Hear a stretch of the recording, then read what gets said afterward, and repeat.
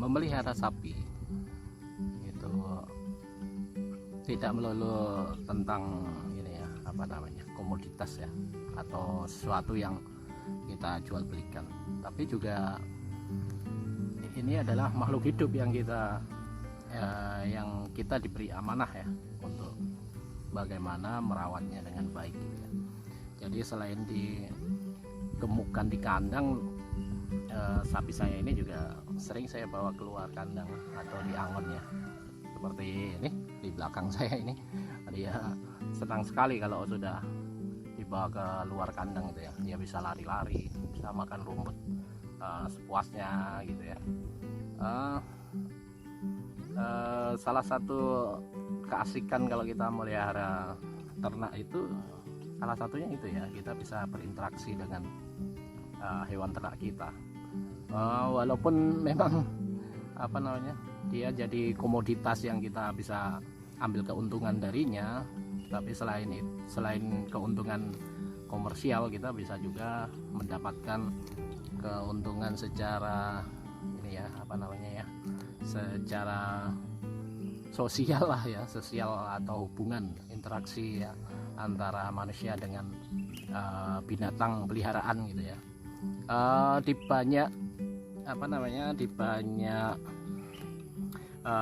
kelas yang lain itu kan sering kita melihat kedekatan ya antara manusia dengan binatang peliharaannya, misal manusia dengan kucing, manusia dengan anjing, atau manusia dengan ikan peliharaannya, kura-kura ya kan, atau kelincinya. Tentu saja juga ini berlaku juga untuk teman-teman yang beternak ya, beternak. Jadi tidak melulu kita genjot dia supaya makan tidur terus dia gemuk kemudian dipotong gitu ya.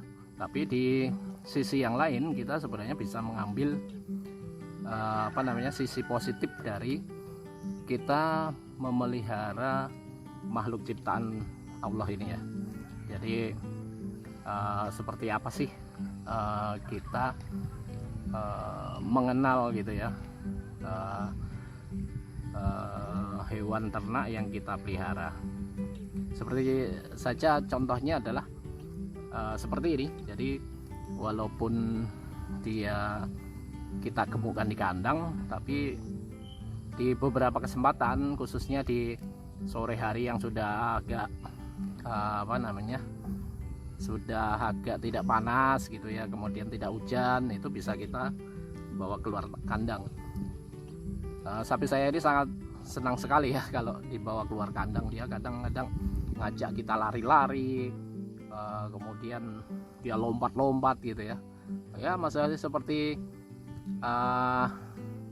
anak kecil yang keluar dari kamarnya gitu ya, atau dari rumahnya.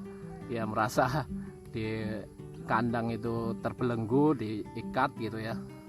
Kemudian dia nggak bisa bebas menggerakkan badannya, kakinya juga terbatas gitu ya, karena panjang tali itu seberapa sih, paling 1 meter ya, 1 meter dari apa namanya, pengaitnya itu, sehingga dia tidak apa namanya, tidak bebas bergerak, paling ya cuman menggeser bagian belakangnya aja ya, kakinya ke kanan ke kiri, kemudian makan, kemudian minum, dan tentu saja tidur gitu ya.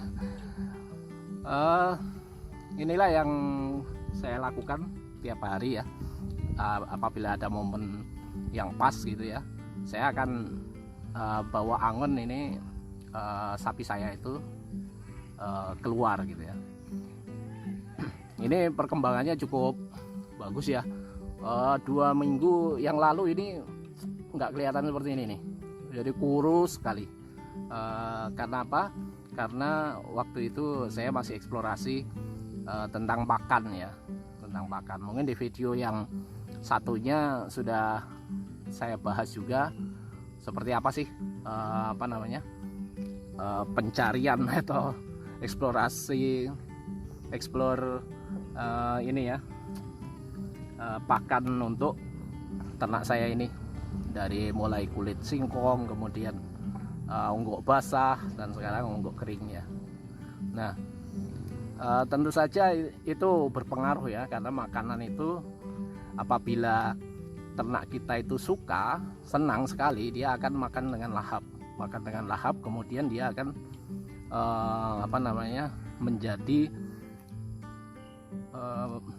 menjadi vitamin ataupun zat-zat yang lain yang dibutuhkan untuk perkembangan tubuhnya.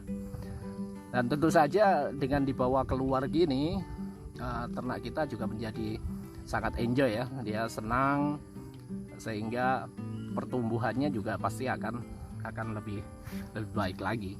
Kita bisa berkaca dengan peternakan di luar negeri, di mana sapi-sapi itu tidak diikat ya. Jadi sapi-sapi itu memang dibiarkan lepas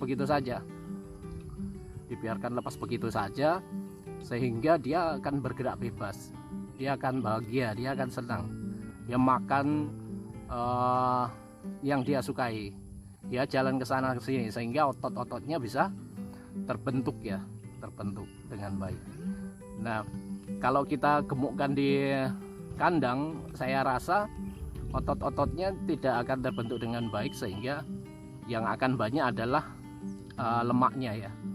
Makanya kenapa kalau di rumah makan atau restoran-restoran steak itu, kenapa sih daging dari impor itu kok mahal gitu ya? Karena itu mereka bisa menciptakan atau mengkondisikan ternak mereka itu rendah lemak gitu ya. Salah satunya kalau menurut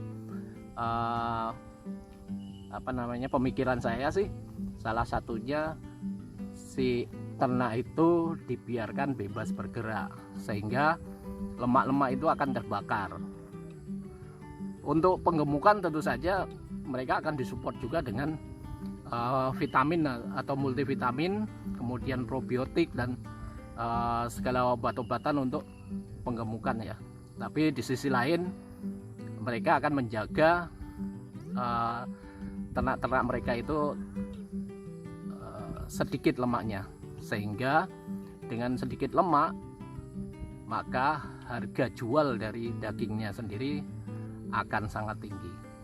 Nah, ini sudah sore, saya akan bawa masuk lagi sapi saya untuk ke dalam kandang. Oke, bisa diikuti keseruannya. Ayo.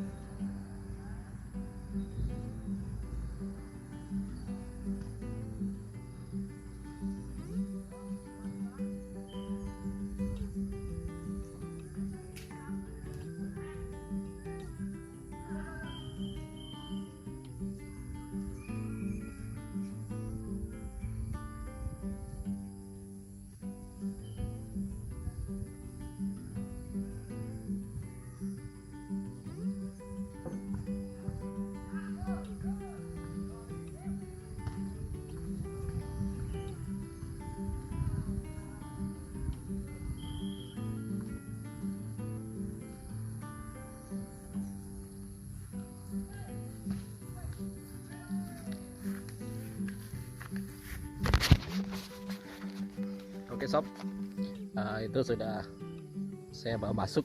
Ayo kita lihat seperti apa sih reaksinya setelah dia masuk kandang gitu ya.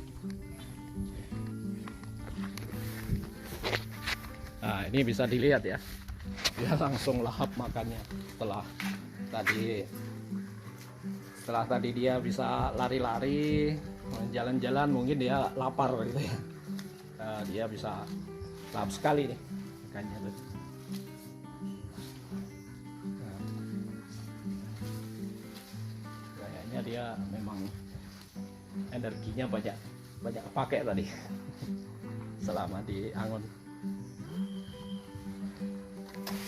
Oke, itu ya kira-kira pengalaman saya dalam memelihara sapi saya. Tidak ada yang sempurna sih dari ini, saya cuma share pengalaman saja, mungkin ada yang lebih baik, tidak mengapa ya.